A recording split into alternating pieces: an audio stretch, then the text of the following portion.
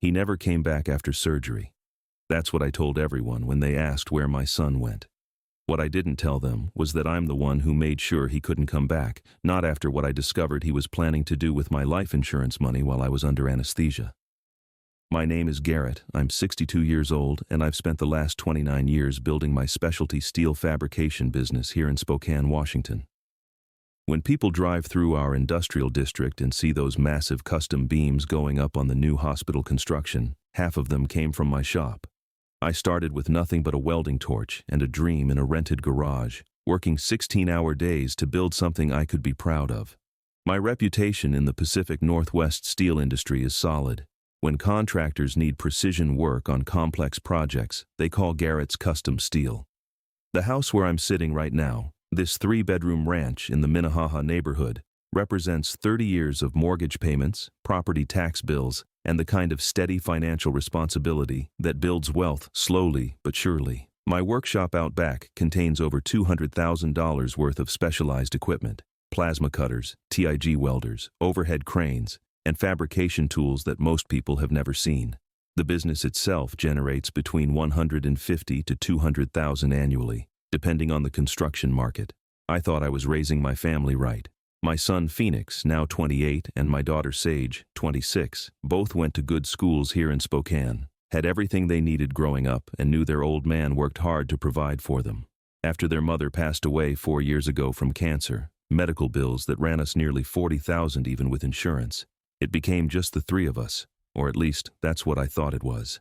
The family traditions we maintained were simple but important to me. Sunday dinners around the kitchen table, Thanksgiving with all the fixings, Christmas mornings that started with coffee and ended with everyone happy. Phoenix had been living back home for the past year, supposedly saving money while he figured out his next career move. Sage visited every few weeks, usually bringing her boyfriend Xander, who always seemed a little too interested in asking questions about my business and my financial situation. 3 weeks ago, my doctor told me I needed gallbladder surgery. Nothing major, but it would require general anesthesia and an overnight stay at Sacred Heart Medical Center. I mentioned it to my kids during one of our Sunday dinners, just casual conversation about scheduling and recovery time.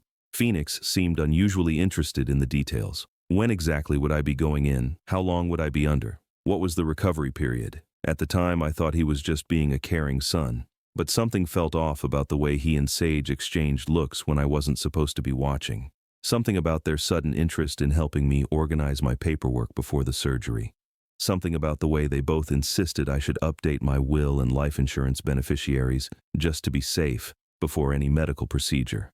I've been in business long enough to recognize when someone's trying to manipulate a deal. The instincts that helped me build a successful company from nothing were telling me that my own children were planning something I wouldn't like. What I discovered 2 days before my scheduled surgery changed everything I thought I knew about my family, and it's the reason my son never came back after that operation he was so concerned about. Life in our house had settled into comfortable routines after my wife Rebecca's death. Phoenix would get up around 9, make coffee strong enough to wake the dead, and spend most mornings on his laptop in the living room, supposedly job hunting, though I never saw much evidence of actual applications being submitted. Sage would call every Tuesday and Thursday evening, always asking about my health, my business, whether I was eating right, sleeping well, taking care of myself. I thought it was sweet how much they both worried about their old man living alone in this big house. Phoenix insisted on staying to keep me company, said he didn't want me rattling around by myself after losing Mom. Sage made a point of bringing groceries when she visited, cooking elaborate Sunday meals, making sure the refrigerator stayed stocked. They both seemed genuinely concerned about my well-being, especially after I turned 60 and started having the occasional health scare. High blood pressure, some chest pain that turned out to be acid reflux, the usual warnings that come with age. The steel fabrication business had been good to us over the years. My reputation for precision work and on-time delivery meant steady contracts with major construction companies throughout Washington and northern Idaho. The shop employed 6 full-time welders and fabricators, guys I'd trained myself who could read blueprints and turn raw steel into architectural dreams. We'd built everything from decorative railings for luxury homes to structural beams for commercial buildings. The business generated enough income to keep us comfortable. The house was paid off, my 401k was well funded, and I had a life insurance policy worth $800,000. Phoenix knew about the insurance policy because I'd mentioned it after his mother's death, explaining how her policy had helped us cover the medical bills and funeral expenses. I wanted both kids to understand that I'd made sure they'd be taken care of if something happened to me. Sage had always been practical about money, asking intelligent questions about investments and retirement planning. Phoenix seemed less interested in financial details, more focused on immediate concerns like car payments and credit card bills. Our family traditions revolved around simple pleasures. Every Sunday, I'd fire up the barbecue grill on the back deck and cook whatever meat was on sale that week. Steaks when the business was particularly good, hamburgers and hot dogs when we were being budget conscious. Phoenix would usually invite Sage and Xander over, and we'd spend the afternoon talking about work, local news, sports, anything that came to mind. Those Sunday gatherings were the highlight of my week, proof that despite losing Rebecca, we were still a family. I trusted my children completely. When Phoenix asked to borrow money for car repairs, I handed over the cash without question. When Sage needed help with her security deposit for a new apartment, I wrote the check immediately. When either of them wanted to use my credit for large purchases, Phoenix's laptop, Sage's furniture, I co-signed without hesitation. They were my kids, and helping them succeed was what parents did. The house itself reflected 3 decades of gradual improvements and careful maintenance. I'd refinished the hardwood floors myself, updated the kitchen appliances when Rebecca was still alive, installed central air conditioning, and maintained the landscaping with the same attention to detail I brought to my fabrication work. The workshop behind the house contained not just business equipment, but also my personal tools, camping gear, fishing tackle, and hunting rifles. A lifetime accumulation of interests and hobbies. My daily routine was predictable and satisfying. Up at 6, coffee and news, drive to the shop by 7:30, work until 5 or 6 depending on project deadlines, then home for dinner and television. Phoenix's presence made the evenings less lonely, even if he spent most of his time on that laptop or talking on the phone in his room. I figured he was networking, maybe even dating someone he hadn't told me about yet. But looking back now, I realize how carefully they'd been studying my habits, my finances, my health concerns, and especially my trusting nature. Every conversation about my will, every question about my insurance policies, every expression of concern about my living alone, it was all building towards something I never saw coming. The gallbladder surgery was supposed to be routine, nothing more complicated than thousands of similar procedures performed every year. What my children were planning to do while I was unconscious would have destroyed everything I'd spent my life building.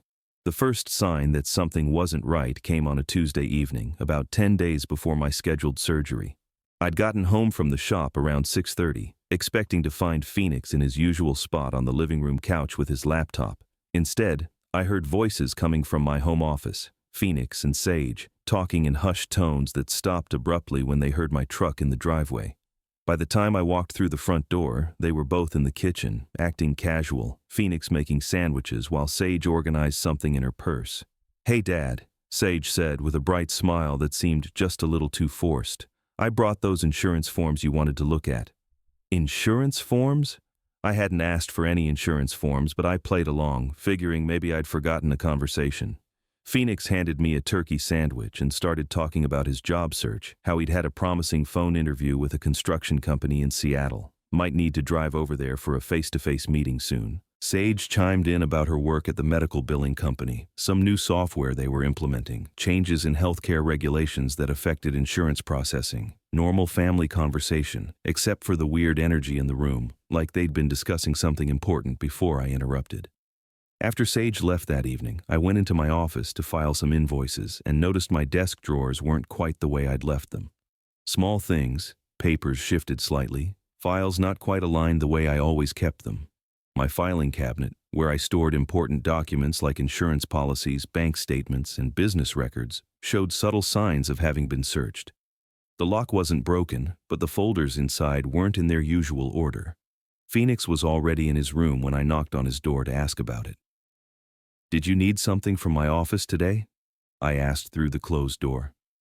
Yeah, I was looking for stamps," came his muffled reply. "Sage thought you might have some in your desk." Reasonable explanation, except I kept stamps in the kitchen junk drawer, not in my locked filing cabinet, and Phoenix knew that. The next few days brought a pattern of small inconsistencies. Phone calls that ended when I walked into the room. Sage visiting more frequently than usual, always with some excuse about checking on me, bringing food, helping with household chores. Phoenix suddenly very interested in my daily schedule, asking detailed questions about what time I left for work, when I'd be home, whether I had any evening appointments coming up. I started paying closer attention to their behavior, the way you learn to notice when something's off on a fabrication job. Measurements that don't quite add up, materials that aren't where they should be, workers who seem nervous about questions. My kids were displaying the same kind of nervous energy that comes with trying to hide something significant. The breaking point came on Friday afternoon when I decided to leave work early and surprise them by bringing home pizza for dinner. My truck was quieter than usual. I'd just had the exhaust system repaired, so they didn't hear me pull into the driveway. Through the kitchen window, I could see Phoenix and Sage sitting at my kitchen table with papers spread out between them, both leaning forward in intense conversation. I stood outside my own house for 5 minutes, watching my children examine documents that looked suspiciously like my personal files. Sage had her phone out, taking pictures of whatever they were reading. Phoenix was writing notes on a legal pad, pointing to specific lines on what appeared to be my life insurance policy. They were studying my financial information like contractors reviewing blueprints, methodical and focused.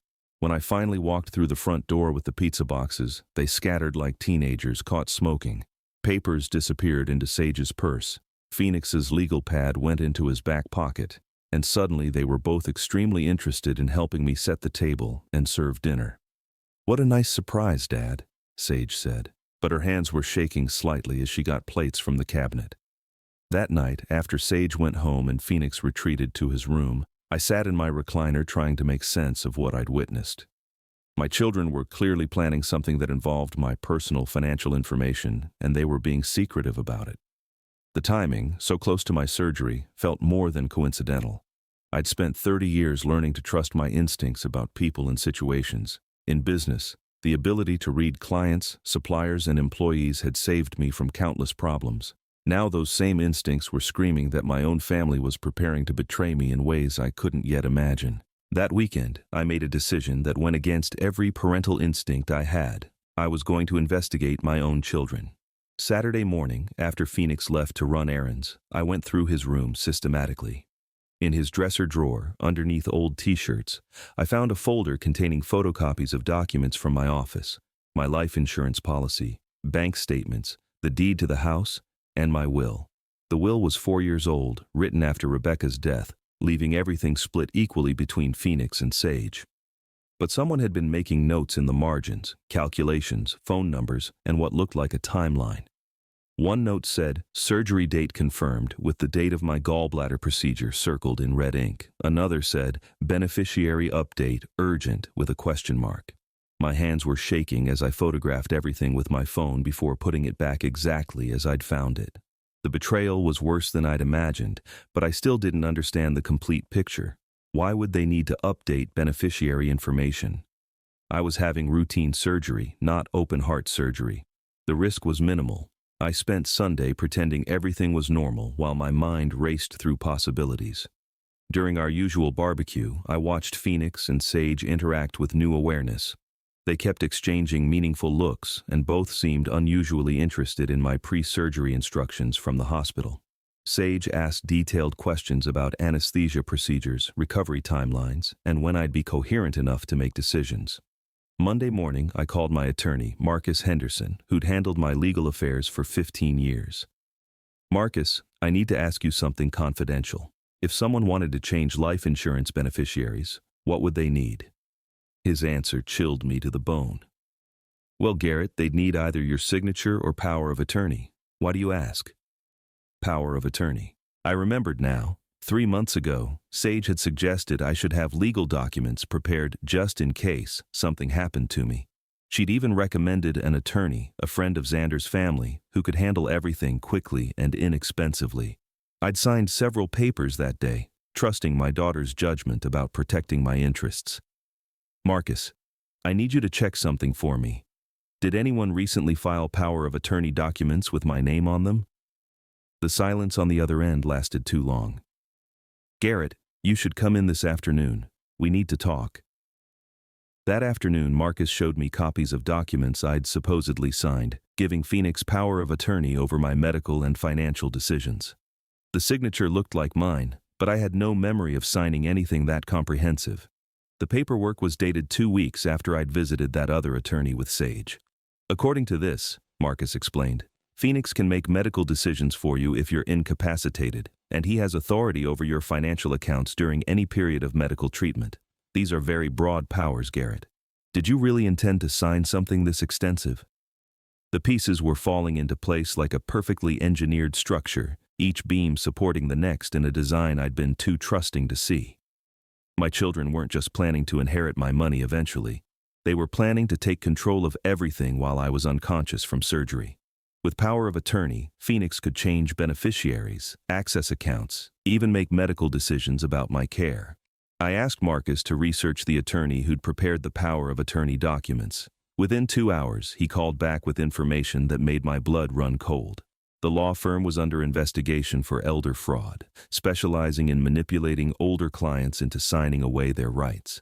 Several families had filed complaints about similar schemes. That evening, I sat across the dinner table from Phoenix, watching him eat the meatloaf I'd cooked, knowing he was planning to steal everything I'd worked for. He asked casual questions about my pre-surgery appointment the next day, what time I needed to arrive at the hospital, whether I wanted him to drive me there. "That's really nice of you to offer," I said, forcing myself to sound grateful. "It'll be good to have family there." He smiled and patted my shoulder, playing the role of devoted son while planning to betray me in the most fundamental way possible. But Phoenix had made one crucial mistake in his planning. He'd underestimated his old man's ability to recognize a bad deal when he saw one. Tuesday morning, I called in sick to the shop for the first time in 3 years. Instead of going to work, I drove straight to Marcus Henderson's office with a folder containing every piece of evidence I'd gathered. The photographs of Phoenix's hidden documents, the suspicious power of attorney paperwork, and a list of every strange behavior I'd observed over the past 2 weeks. Marcus studied everything with the methodical attention he'd learned from handling construction contracts for my business. "Garrett, this is elder financial abuse, plain and simple. Your son and daughter have created a legal mechanism to steal your assets while you're medically vulnerable. The timing isn't coincidental. They're planning to execute this during your surgery." We spent 2 hours developing a counter-strategy. Marcus contacted a forensic accountant who specialized in family fraud cases, and we discovered that Phoenix had already attempted to access information about my 401k account, claiming he needed to help Dad organize his retirement planning. The account manager had required additional verification, which bought us time. The life insurance company confirmed that someone had called asking about beneficiary change procedures, specifically what documentation would be required and how quickly changes could be processed. When I described Phoenix's voice, the customer service representative said it matched the caller who'd inquired about my policy 3 days earlier. That afternoon, I made the most difficult decision of my life. I called Sacred Heart Medical Center and postponed my surgery by 2 weeks, claiming I needed more time to arrange work coverage. Phoenix seemed genuinely disappointed when I told him, asking multiple times if I was sure about the delay, whether it was safe to wait, if I'd consulted with my doctor about postponing. "Are you having second thoughts about the surgery, Dad?" Sage asked when she came over that evening, because delaying medical treatment can sometimes make conditions worse. Her sudden expertise in medical advice struck me as suspicious, especially since she'd never shown interest in healthcare topics before. While Phoenix was in the bathroom, I tested Sage with a lie. "Actually, I'm thinking about canceling the surgery entirely. My doctor says it's not absolutely necessary, and I'd rather avoid the risks." Her reaction was immediate and revealing. Panic flashed across her face before she recovered her composure. "Dad, you can't just ignore medical problems. What if your condition gets worse? What if you have an emergency and no one can make decisions for you?" She was practically pleading with me to have the surgery, which confirmed my worst suspicions. This wasn't about concern for my health. It was about maintaining their timeline for financial manipulation. That night I couldn't sleep. I kept thinking about all the times I'd trusted them with money, co-signed loans, shared financial information, treated them as partners in family decisions. Phoenix had been living in my house for a year, studying my habits, learning my routines, positioning himself as the devoted son while planning the ultimate betrayal. I remembered conversations I'd dismissed as normal family concern. Phoenix asking about my daily medications, whether I ever felt confused or forgetful. If I'd considered what would happen if I became unable to manage my own affairs, Sage questioning whether I should continue living alone, whether I'd thought about assisted living facilities, if I'd made arrangements for someone to handle my business if I became incapacitated. They'd been laying groundwork for months, creating a narrative that I was becoming vulnerable and needed their protection. The power of attorney documents were just the legal mechanism. They'd also been establishing a pattern of dependency that would justify their control over my life and assets. Wednesday morning, Marcus called with devastating news. The forensic accountant had discovered that Phoenix had been intercepting my mail for weeks, redirecting financial statements and important documents to a post office box he'd rented using my name and address. Bank statements, investment reports, insurance correspondence, everything had been flowing through his hands before I ever saw it. Garrett, they've been planning this for months, possibly since your wife's death. Phoenix has been positioning himself as your caregiver and financial manager, while Sage has been researching legal procedures and medical protocols. This isn't impulsive greed. It's a sophisticated long-term fraud scheme. The realization hit me like a falling steel beam. My children weren't just planning to steal my money. They were planning to steal my entire life. With power of attorney and evidence of my declining capacity, they could have me declared incompetent, take control of my business, sell my house, and warehouse me in some care facility while they spent my life's work. But I'd built a successful business by being smarter and more determined than my competition. My own children were about to learn that their old man wasn't the helpless target they'd assumed I was. Wednesday afternoon, I made a decision that would change everything. Instead of confronting Phoenix and Sage directly, I was going to let them proceed with their plan, but with modifications they'd never see coming. Marcus had suggested we gather more evidence for criminal prosecution, but I wanted something more immediate and devastating. I called Sacred Heart Medical Center and rescheduled my surgery for the original date, telling them I'd resolved my work conflicts. When I informed Phoenix that evening, his relief was obvious and disgusting. "That's great, Dad. I was really worried about you delaying treatment. I'll make sure everything's taken care of while you're recovering." That phrase, "everything's taken care of," meant something very different to him than it did to me. While Phoenix thought he was reassuring me about household management, I knew he was really talking about executing their financial takeover. But I'd spent the last 2 days preparing surprises they couldn't imagine. Thursday morning, I met with Marcus and signed new documents that would protect my assets and expose their fraud. We created a revocable trust that moved all my property and accounts out of Phoenix's reach, despite whatever power of attorney documents he possessed. The trust was designed to trigger specific actions if anyone attempted to use fraudulent legal authority over my affairs. The genius of Marcus's plan was its simplicity. If Phoenix tried to access my accounts or change beneficiaries using the power of attorney, the trust would automatically notify law enforcement and freeze all assets until a court investigation could determine the legitimacy of his claims. Every fraudulent action he attempted would create evidence for criminal prosecution. But the most satisfying element was the surveillance system. Marcus arranged for a private investigator to monitor my house during the surgery, documenting every person who entered, every document they accessed, every phone call they made. Phoenix and Sage would unknowingly record their own crimes while thinking they were operating in secret. Friday evening, I sat in my living room watching Phoenix pack a small overnight bag. "Just some things I'll need while I'm staying at the hospital with you," he explained. "I want to be there when you wake up, make sure the doctors are taking good care of you." His performance as the devoted son was flawless, except now I could see the calculation behind every gesture. Sage arrived for what she called a pre-surgery family dinner, bringing takeout from my favorite Mexican restaurant. During the meal, she kept steering conversation toward practical matters, where I kept important documents, who I'd want contacted in case of emergencies, whether I'd made arrangements for bill payments during recovery. "You know, Dad, if something unexpected happens during surgery, Phoenix and I want to make sure we can handle everything for you," she said, reaching across the table to squeeze my hand. "We've got power of attorney, so you don't need to worry about business decisions or financial stuff. We'll take care of everything."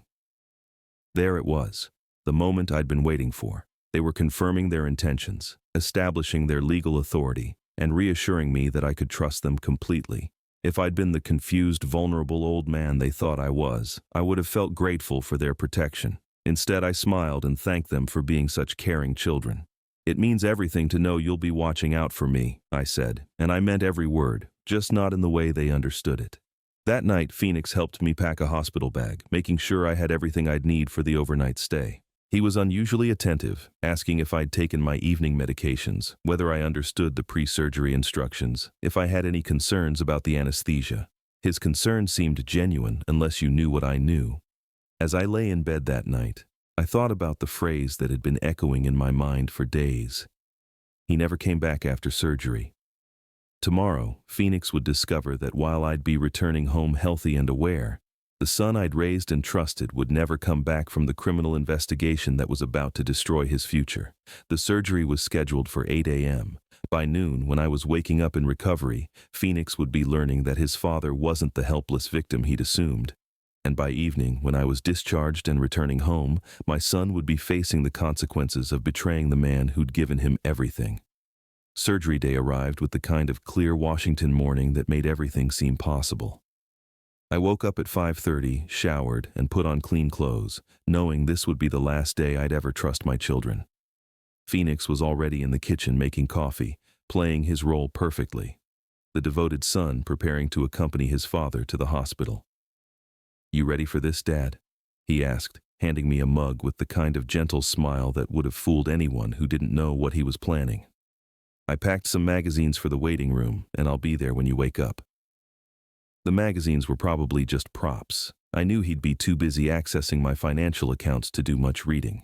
The drive to Sacred Heart Medical Center gave me 20 minutes to study Phoenix's behavior one last time. He kept the conversation light, asking about my comfort level, whether I had any last-minute concerns, if I understood the recovery timeline. But I caught him checking his phone repeatedly, and at one red light, I glimpsed a text message from Sage. Is he still calm about everything? At the hospital, Phoenix handled the check-in process with efficiency that surprised me. He knew exactly which forms needed signatures, where to find the pre-surgery preparation area, and how to communicate with the medical staff. This wasn't his first time navigating hospital procedures for someone else. He'd clearly researched every aspect of the process. While I was being prepared for surgery, Phoenix positioned himself in the waiting area with a clear view of the registration desk and administrative offices. He'd brought his laptop and seemed to be working on something important, occasionally making quiet phone calls. To anyone watching, he looked like a concerned family member staying busy during a stressful time. The anesthesiologist explained the procedure while Phoenix listened intently, asking detailed questions about timing, when I'd be fully unconscious, how long before I'd be coherent enough to make decisions. His interest seemed medical, but I knew he was calculating when he'd have maximum opportunity to execute his plan. "Don't worry about anything, Dad," Phoenix said as they wheeled me toward the operating room. "I'll handle everything while you're recovering. Just focus on getting better." Those words, "I'll handle everything," had a sinister meaning I was probably the only one who understood. As the anesthesia took effect, my last conscious thought was about the surveillance team Marcus had positioned around the hospital and my house. Phoenix thought he was about to inherit control of my life, but he was actually walking into the most sophisticated trap I'd ever engineered. While I was unconscious, Phoenix went to work immediately. The private investigator later showed me photographs of him in the hospital's business office, presenting power of attorney documents and requesting access to my insurance information. He told staff members that his father had asked him to handle financial matters during recovery, playing the responsible son managing family affairs. From the hospital, Phoenix drove to my bank, where he attempted to access my accounts using the fraudulent power of attorney. The bank manager, following instructions I'd left through Marcus, required additional verification and scheduled a meeting for the following day.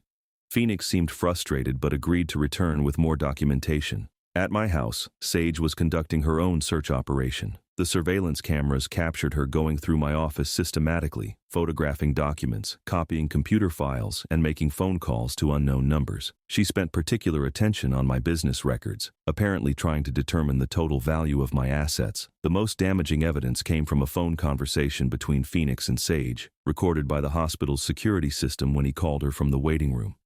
"Dad's been under for 2 hours now," Phoenix said. "Did you find everything we need at the house? Good. I'll start the insurance changes tomorrow, and we should have access to the business accounts by Friday." When I woke up in recovery that afternoon, Phoenix was sitting beside my bed with an expression of loving concern that made me sick to my stomach. "Hey Dad, how are you feeling? The surgery went perfectly. Dr. Martinez said everything looked good and you should be able to go home tomorrow morning."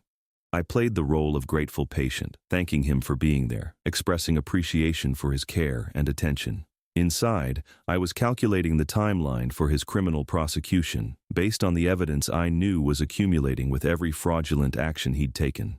That evening, as I pretended to rest while nurses monitored my recovery, Phoenix made more calls in the hospital corridor. The surveillance team recorded him discussing strategy with Sage, confirming timelines for accessing various accounts, and expressing confidence that their plan was proceeding smoothly. He had no idea that every criminal act was being documented, every fraudulent claim was being verified, and every betrayal was creating evidence that would destroy his freedom. Tomorrow morning, when I was discharged and returned home, Phoenix's world would begin collapsing in ways he couldn't imagine. Friday morning arrived with the satisfaction of a perfectly executed plan. I was discharged from Sacred Heart at 10 a.m., with Phoenix playing the attentive son, helping me into his car, asking about pain levels and medication schedules. He had no idea that while he'd been busy committing financial fraud, I'd been setting the stage for the most devastating confrontation of his life. "I thought we'd stop by the bank on the way home," Phoenix said as we left the hospital parking lot. "I need to take care of some account updates for you. Make sure your bills get paid while you're recovering." His casual tone made it sound like routine family business, but I knew he was planning to execute the final phase of his theft. "That's thoughtful of you," I replied, settling back in the passenger seat.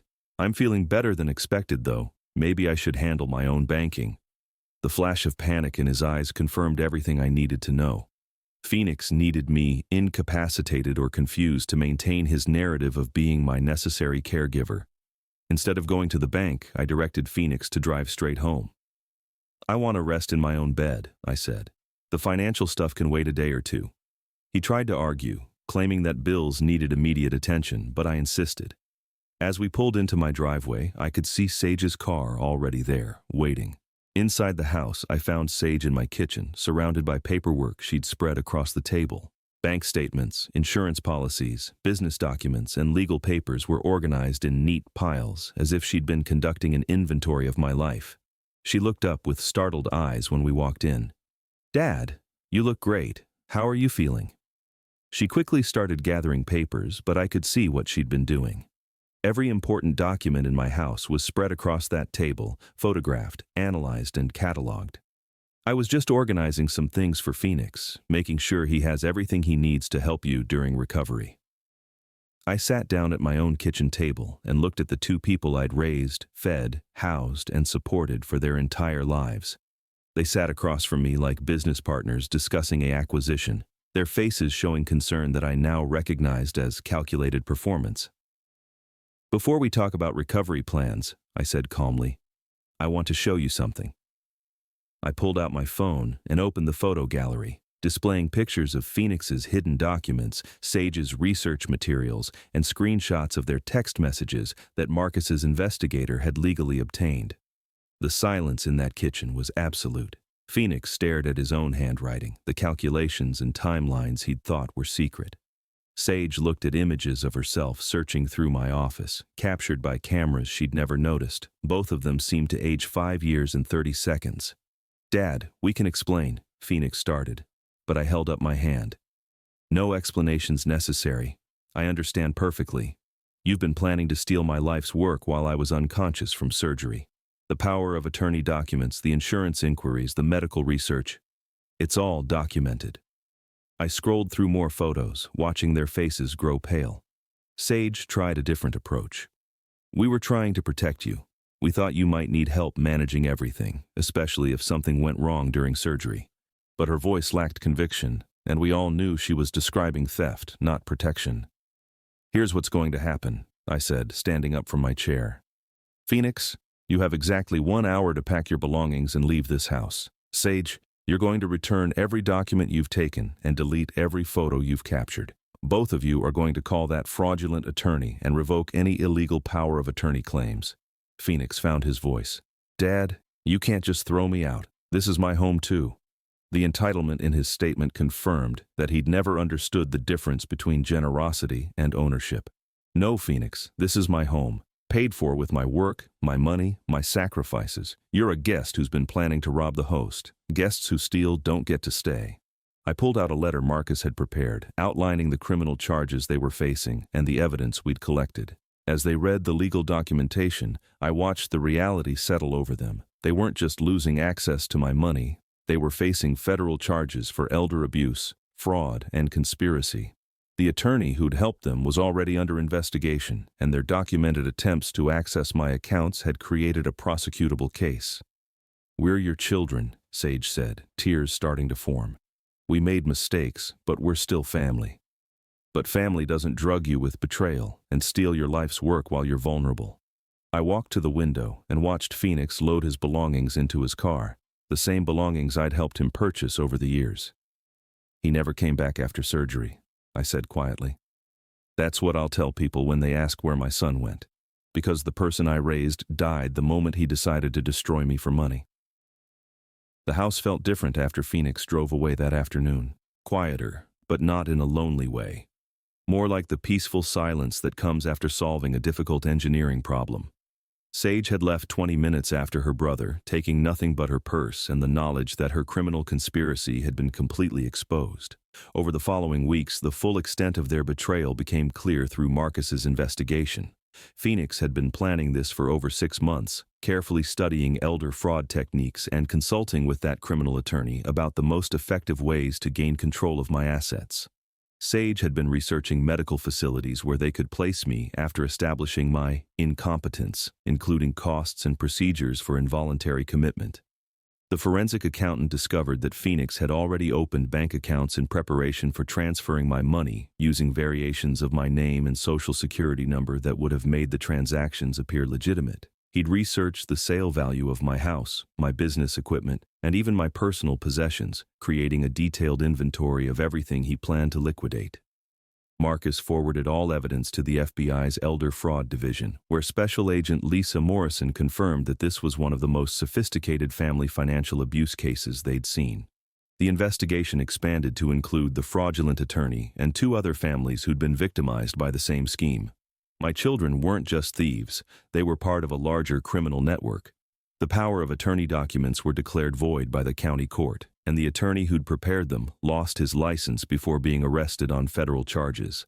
Phoenix's attempts to access my bank accounts had triggered automatic fraud alerts that created additional evidence of criminal intent. Every phone call, every document, every conversation had been building a case that would send them to federal prison. My business relationships, which I'd feared might be damaged by family scandal, actually strengthened when the truth came out. Contractors and suppliers who'd known me for decades expressed outrage that my own children had tried to steal from me, and several offered testimony about my mental competence and business acumen if needed for legal proceedings. The steel fabrication shop continued operating normally, with my longtime employees expressing loyalty and support. They'd never trusted Phoenix's occasional appearances at the shop, sensing something calculating in his interest in business operations and financial procedures. "We always wondered what he was really after," my foreman told me. "Guy never wanted to learn welding, but he sure asked a lot of questions about profit margins." 3 months later, Phoenix and Sage were arrested at their respective apartments on federal charges of conspiracy to commit elder abuse, fraud, and identity theft. The local newspaper covered the story, describing how the children of a respected local businessman had attempted to steal his life savings while he underwent routine surgery. The community response was overwhelmingly supportive. Neighbors, church members, and business associates rallied around me with offers of help and expressions of outrage. I attended their initial court hearing, not out of family loyalty, but to witness accountability. Watching them in handcuffs and orange jumpsuits, I felt no satisfaction, no anger, just a profound sadness for what they'd chosen to become. The judge denied bail, citing flight risk and the sophisticated nature of their crimes. Their court-appointed attorney tried to negotiate plea deals, but federal prosecutors weren't interested in reduced sentences. Elder fraud was a priority crime, and my case had exposed a network that had victimized multiple families. Phoenix and Sage were looking at 5 to 10 years in federal prison, followed by restitution payments that would take decades to complete. During the legal proceedings, I learned details about their conspiracy that I'd never suspected. They'd been monitoring my health for over a year, hoping for a medical crisis they could exploit. When routine gallbladder surgery presented an opportunity, they'd accelerated their timeline and made critical mistakes that exposed their intentions. The house gradually returned to normal, though I changed all the locks and installed a comprehensive security system. I hired a housekeeper to help with maintenance and cooking, choosing independence over the false security of family members who'd proven untrustworthy. My evenings were spent reading, watching television, and occasionally having dinner with neighbors who'd become genuine friends. 6 months after their arrest, I received letters from both Phoenix and Sage, written from federal detention facilities. They claimed remorse, asked for forgiveness, and begged me to help with their legal defense. I read each letter once, then filed them away without responding. Some betrayals are too fundamental to forgive, and some bridges are meant to stay burned. 2 years later, I'm sitting on the same porch where this story began. But everything has changed in ways I never could have imagined. The house that Phoenix thought he'd inherit is now protected by an ironclad trust that will benefit a local vocational training program after my death. The business that Sage planned to liquidate has expanded to include a second location, employing 12 people who understand the value of honest work. He never came back after surgery. That phrase still defines the transformation that saved my life.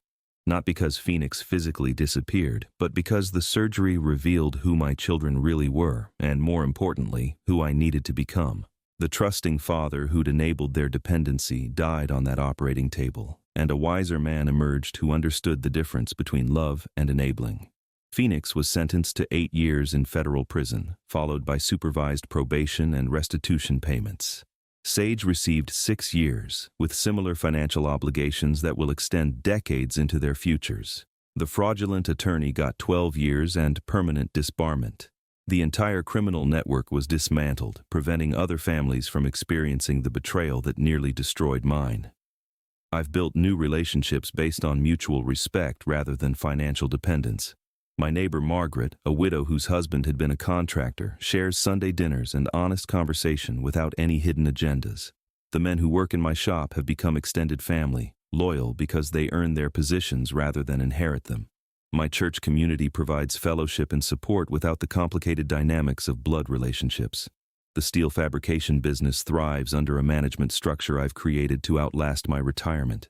Instead of leaving it to children who saw it as liquid assets, I've established employee ownership opportunities for workers who've contributed to its success.